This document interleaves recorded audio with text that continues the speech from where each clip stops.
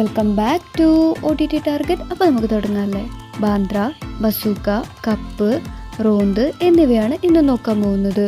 കൂടുതൽ OTT അപ്ഡേറ്റ്സിനായി ഈ ഒരു ചാനൽ നിങ്ങൾ മറക്കാതെ സബ്സ്ക്രൈബ് ചെയ്യുക. അരുൺ ഗോപി സംവിധാനം ചെയ്ത ബാന്ദ്ര എന്ന സിനിമ ആക്ഷൻ ത്രില്ലർ സിനിമയാണ്. ഈ ഒരു സിനിമ നവംബർ 10 തിയേറ്ററിൽ റിലീസായത്. ഈ ഒരു സിനിമയിൽ ദിലീപ്, തമന്ന, മമത മോഹൻദാസ് എന്നിവരാണ് അഭിനയിച്ചിരിക്കുന്നത്. ഈ ഒരു സിനിമയുടെ OTT പ്ലാറ്റ്ഫോമായി വരുന്നത് Disney+ ഹോട്ട്സ്റ്റാർ ആണ്. ജൂലൈ അവസാന വാരം ഈ ഒരു സിനിമയുടെ OTT റിലീസ് ഉണ്ടാവുന്നതാണ്. ടിനോ ഡെനീസ് സംവിധാനം ചെയ്ത മമ്മൂട്ടി നായകനായ ചിത്രമാണ് ബസൂക്ക. ഈ ഒരു ചിത്രത്തിൽ ഗൗതം വാസുദേവ് മേനോനും അഭിനയിച്ചിട്ടുണ്ട്. C5 ആണ് ഈ ഒരു സിനിമയുടെ OTT വാങ്ങിച്ചിരിക്കുന്നത്.